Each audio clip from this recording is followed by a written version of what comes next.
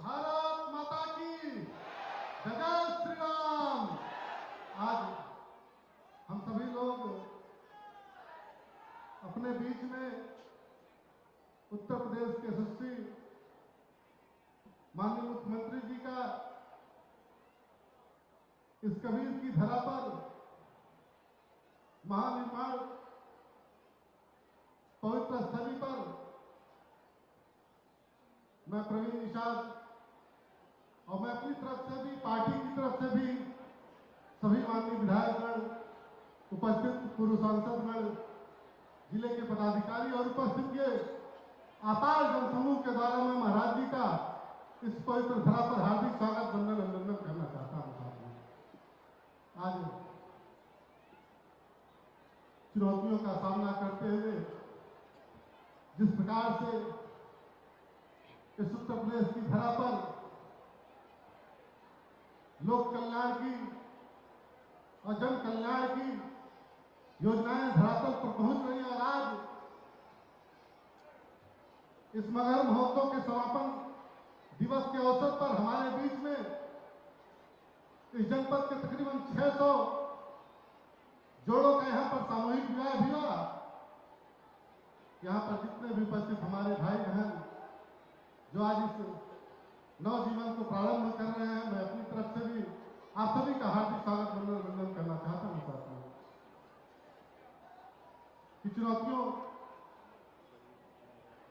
कितनी भी बड़ी ना हो, रास्ते कितने भी दुष्कर हो, लोक कल्याण के पथ पर सिद्धि की ओर इस उत्तर प्रदेश की यात्रा ऐसे ही निरंतर चलती रहेगी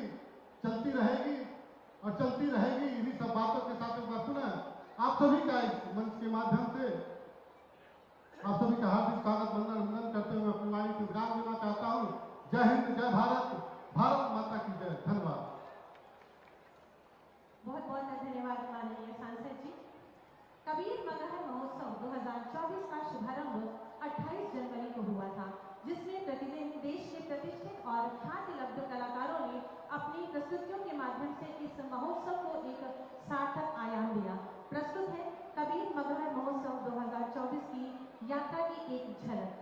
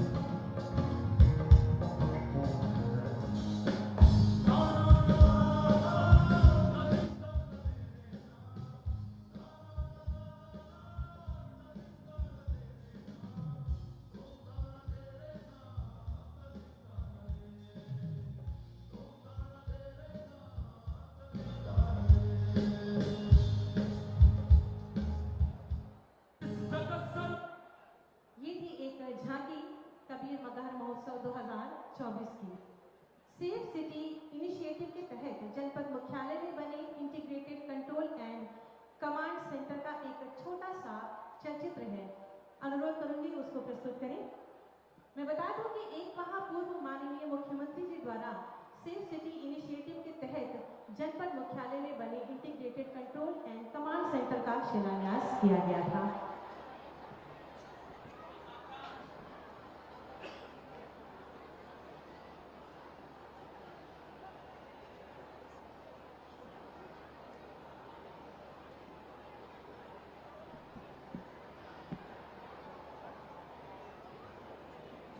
बहुत बहुत धन्यवाद। और इसी integrated control and command centre का लोकार्पण आज माननीय मुख्यमंत्री जी के शुभ कर कमलों से संपन्न होता है।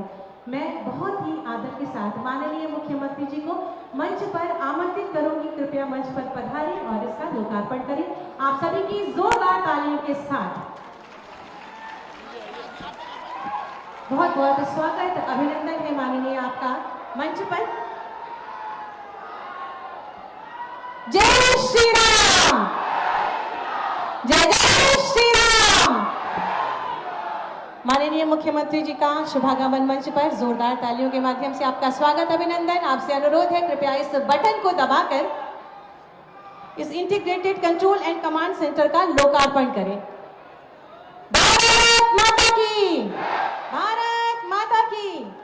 और जनपद संत कबीर नगर में 114 विकास परियोजनाओं का लोकार्पण और शिलान्यास भी अभी हुआ है, जिसकी लागत 360 करोड़ है। मैं बहुत ही आदर के साथ माननीय मुख्यमंत्री जी से अनुरोध करूंगी कि कृपया अपने आशीर्वचनों से हमें अभिसिंचित करें, हमारा मार्गदर्शन करें। आप सभी जोरदार तालियों के माध्यम से माननीय का स्वागत करें।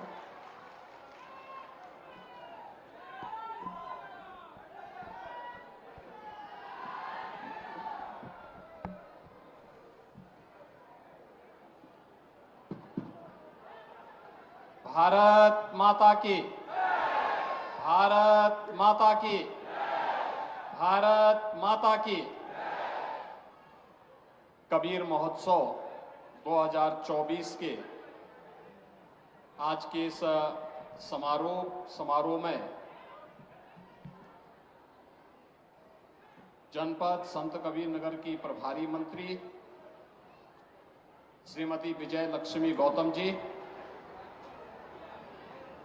यहाँ के लोकप्रिय सांसद श्री प्रवीण कुमार निषाद जी, माननीय विधायकगण श्री अंकुर राज तिवारी जी, श्री अनिल कुमार त्रिपाठी जी, श्री गणेश चंद चौहान जी, पूर्व सांसद श्री इंद्रजीत मिश्र जी, श्री अष्टभुजा शुक्ला जी, पूर्व विधायक श्री राकेश सिंह बघेल जी, भारतीय जनता पार्टी के जिला के अध्यक्ष श्री जगदम्बा प्रसाद श्रीवास्तव जी, जिला प्रभारी अजय सिंह गौतम जी, संजीव राय जी, वेद प्रकाश सिंह जी, नगर पंचायत मगहर की अध्यक्ष श्रीमती अनवरी बेगम जी, आज के इस कबीर महोत्सव 2024 के आयोजन के समारोह अवसर पर आयोजित इस कार्यक्रम में जनपद संत कबीर नगर के गांव-गांव से उपस्थित सभी बहनों और भाइयों, मैं सबसे पहले यहां के जनप्रतिनिधियों, जिला प्रशासन, पुलिस प्रशासन और यहां के कबीर मठ के अपने महंत जी और उनके जितने भी यहाँ के शिष्यगण हैं, उन सबको कबीर महोत्सव की हृदय से बधाई देता हूं। कबीर के बगैर मगहर सचमुच नरक है और इसी चुनौती को स्वीकार किया था मध्यकाल के इस महान संत ने, जब मगहर के बारे में ये मान्यता थी कि मगहर में जाने से नरक मिलता है। ये बंजर क्षेत्र था, यहां की मिट्टी नमकीन थी, खारा पानी भी खारा था, लेकिन उनके चमत्कार ने इसे स्वर्णमय बना दिया है। आज आप देखते होंगे पवित्र आमी नदी यहां बह रही है। जो फसलें सब जगह होती हैं वैसे ही यहां पर भी होती हैं। पानी यहां का मीठा हो गया और संत कबीर की चमत्कार से ये पूरा जनपद चमत्कृत भी हो उठा। इसलिए कबीर महोत्सव ही यहां की पहचान है, इस जनपद की पहचान है और जनपद का नामकरण भी इसीलिए संत कबीर के नाम पर ही संत कबीर नगर के रूप में इस जनपद को हम सब जानते हैं। इस अवसर पर पूरे संत कबीर नगर जनपद वासियों को मैं हृदय से बधाई देता हूं, अपनी शुभकामनाएं देता हूं। और स्वाभाविक रूप से अयोध्या में प्रभु रामलला के 500 वर्षों के उपरांत भव्य मंदिर में आगमन के उपरांत संत कबीर नगर जनपद में मैं आ रहा हूं तो 350 यानी 360 करोड़ रुपए की परियोजनाओं का लोकार्पण और शिलान्यास करने का अवसर भी मुझे प्राप्त हुआ है। ये 360 करोड़ रुपए की परियोजनाएं जो आज यहां पे लोकार्पित की गई हैं, इसमें सुरक्षा से जुड़े हुए, पर्यटन से जुड़े हुए और आम नागरिक के जीवन से जुड़ी हुई शिक्षा है, स्वास्थ्य है, पेयजल है, सड़क है, इन सब से जुड़ी हुई योजनाएं हैं जो उसके जीवन में व्यापक परिवर्तन का कारक बनती है। बहनों और भाइयों, यह एक बहुत महत्वपूर्ण क्षण है हम सबके सामने, जब तकनीक का उपयोग करते हुए हम लोग हर नागरिक को सुरक्षा की गारंटी दे सकते हैं। अगर हमने उत्तर प्रदेश में सुरक्षा को प्राथमिकता नहीं दी होती तो 17 के पहले जैसा पहचान का संकट उत्तर प्रदेश के नौजवानों के सामने और उत्तर प्रदेश के वासियों के सामने था, यही संकट होता तब न निवेश होता, न विकास होता और हम सब अपनी पहचान के लिए मोहताज होते। लेकिन जनता जनार्दन ने अपनी भूमिका का निर्वहन किया। डबल इंजन की सरकार प्रदेश में आई और आज परिणाम है कि सुरक्षा का एक बेहतर वातावरण भी मिला।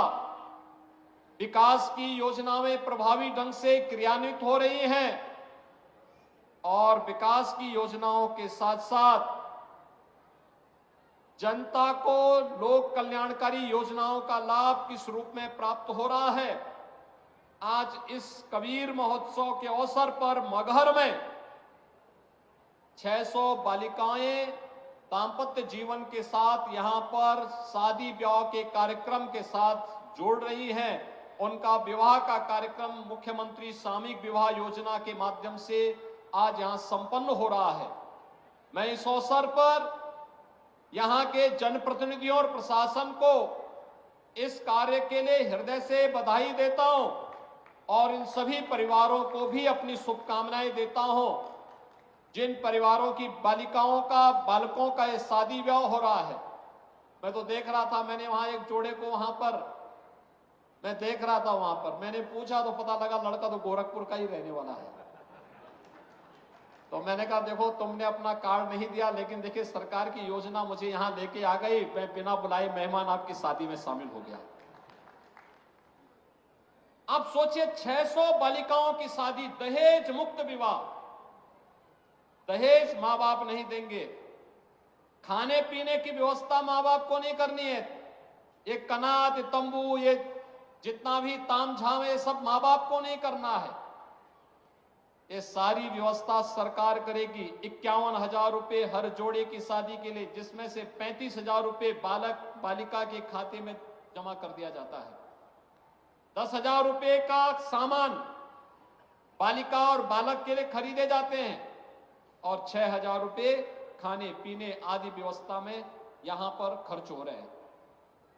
51,000 रुपए हर जोड़े को शादी ब्याह के लिए सरकार उपलब्ध करवा रही है।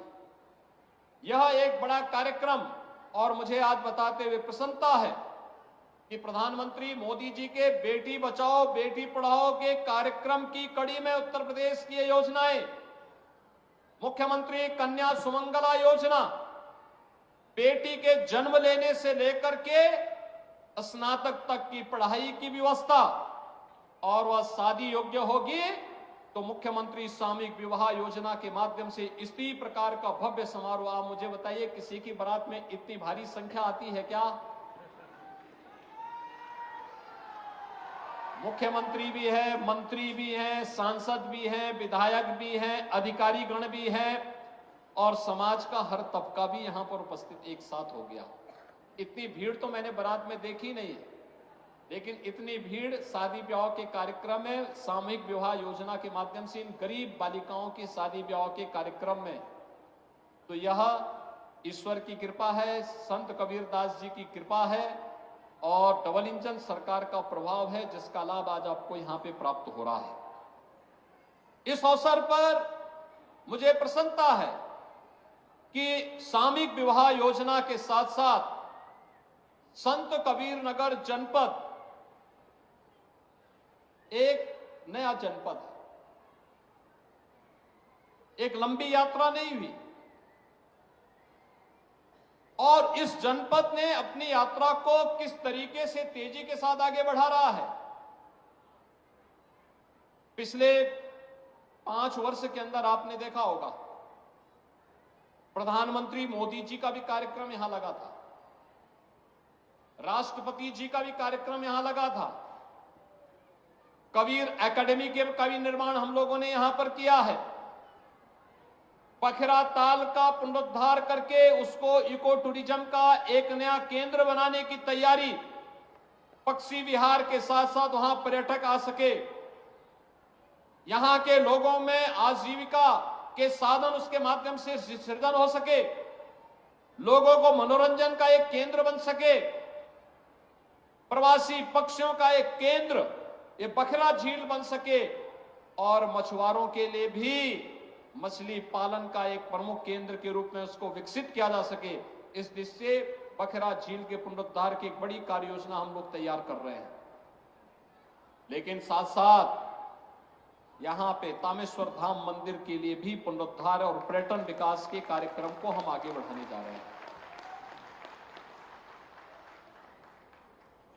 संत कबीर नगर जनपद में आने वाले समय में अपना मेडिकल कॉलेज हो। मैंने प्रशासन से पहले ही कह रखा है कि भाई यहां के लिए भी जमीन चिन्हित करिए, कहां यह बन सकता है। बस अड्डे के निर्माण की कार्रवाई को भी आगे बढ़ाया जा सके। जहां ये हो, अगर इतनी सब सुविधाएं देनी है तो उसके लिए सुरक्षा का माहौल चाहिए और इसी के लिए integrated command and control centre, integrated command and control centre जहां पे एक ही जगह से बैठ करके, एक कमरे में बैठ करके पूरे नगर और जनपद के प्रमुख स्थानों की सीसीटीवी से एक एक जगह की जानकारी वहां पर कैद होती रहेगी, रिकॉर्ड भी होती रहेगी, लोग देखेंगे भी। और अगर किसी ने बदमाशी करने का प्रयास किया, किसी बेटी को छेड़ने का प्रयास किया, किसी की इज्जत पे हाथ डालने का प्रयास किया या कहीं चोरी डकैती करने का प्रयास किया, तो अगले चौराहे पे जाते जाते पुलिस उसको स्वयं दबोच देगी, भाग नहीं पाएगा,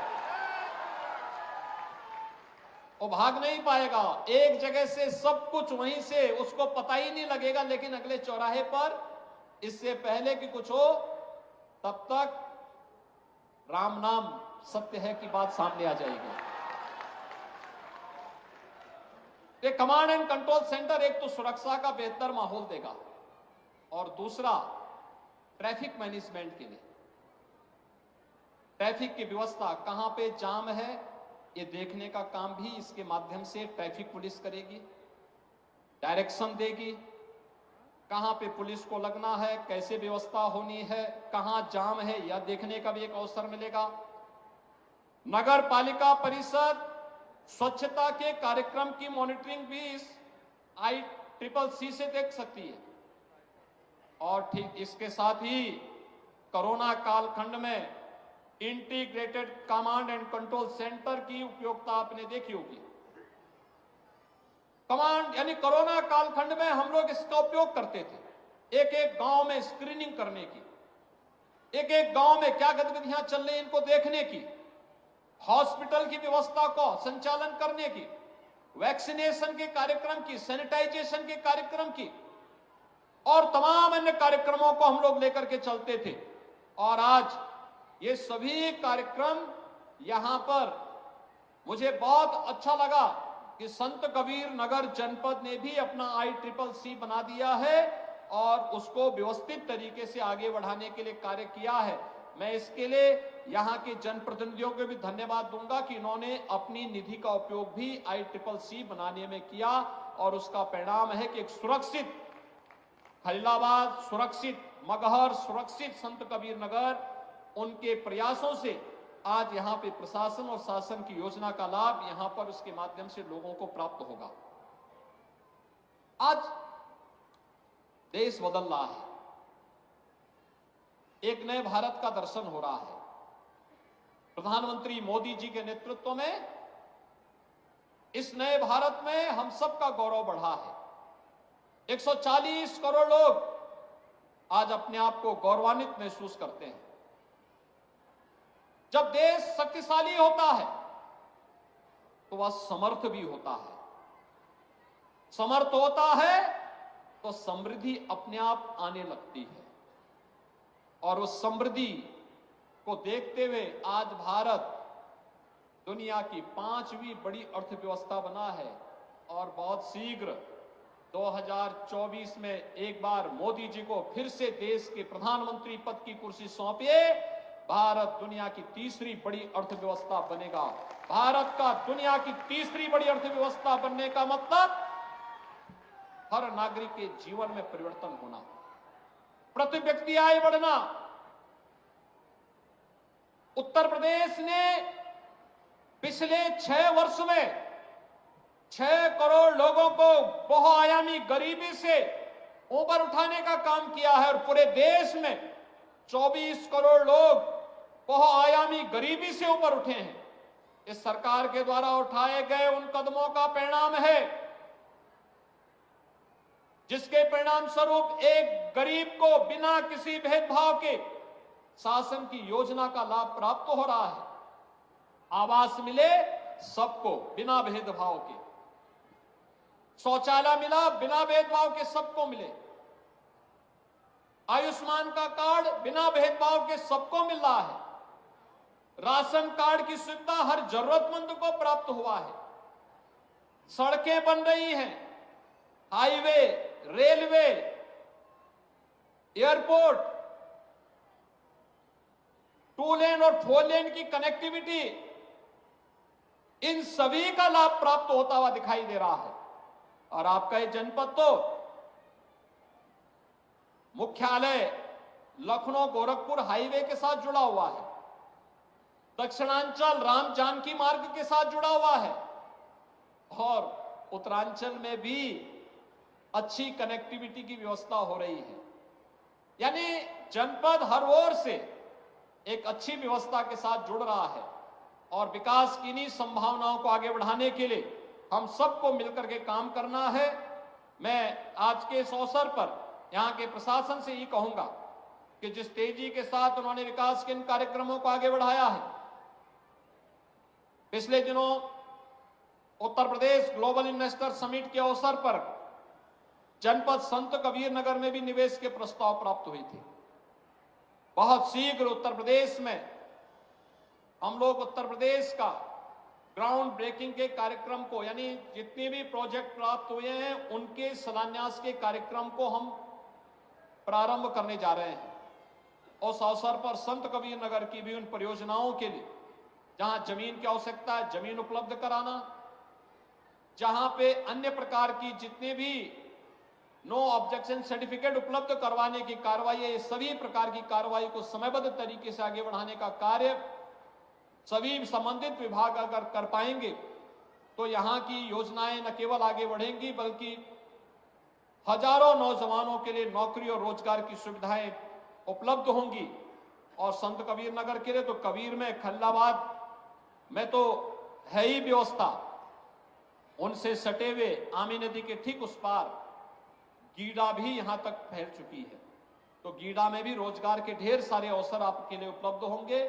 आज के इस अवसर पर कबीर महोत्सव का एक कार्यक्रम जनपद की स्थापना और उसके पीछे के उद्देश्यों को पूरा करते हुए शासन की योजना को अंतिम पायदान पर बैठे हुए व्यक्ति तक जोड़ने के एक सशक्त माध्यम बनते हैं।